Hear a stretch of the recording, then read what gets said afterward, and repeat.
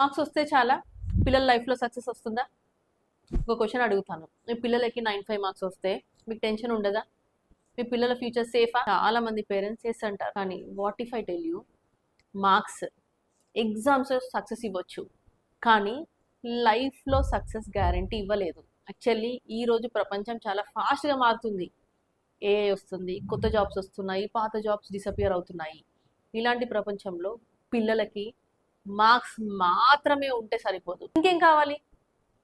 Learning ability, communication skills, problem solving capacity, adaptability, ఇవన్నీ future skills. Imagine ఇద్దరు kids ఉన్నారు. First కిడ్కి 100/100 marks స్కూల్లో ప్రతిసారి, కానీ కొత్త సిచ్యువేషన్ వచ్చినప్పుడు, కొత్త ఛాలెంజెస్ వచ్చినప్పుడు కన్ఫ్యూజ్ అవుతాడు. సెకండ్ కిడ్ యావరేజ్ మార్క్స్ వస్తుంటాయి, కానీ ప్రాబ్లమ్ సాల్వింగ్ కెపాసిటీ ఉంది, కమ్యూనికేషన్ స్కిల్స్ ఉన్నాయి, అండ్ కొత్త స్కిల్స్ని త్వరగా నేర్చుకోగలుగుతాడు.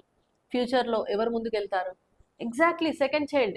ఇప్పుడు బిగ్గెస్ట్ క్వశ్చన్ అయితే పేరెంట్స్ ఏం చేయాలి ఇలాంటి సిచ్యువేషన్లో అంటే, చాలా మంది పేరెంట్స్ ఎన్ని మార్క్స్ వచ్చాయని అడుగుతారు. బట్ నో, అలా కాకుండా ఈ 3 క్వశ్చన్స్ అడగండి పిల్లలకి. ఈరోజు కొత్తగా ఏం నేర్చుకున్నావు? ఈరోజు ఏ ప్రాబ్లం సాల్వ్ చేసావు?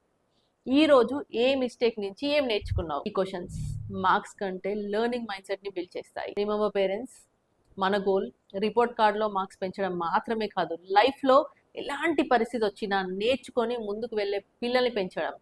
అదే ఫ్యూచర్ రెడీ పేరెంటింగ్.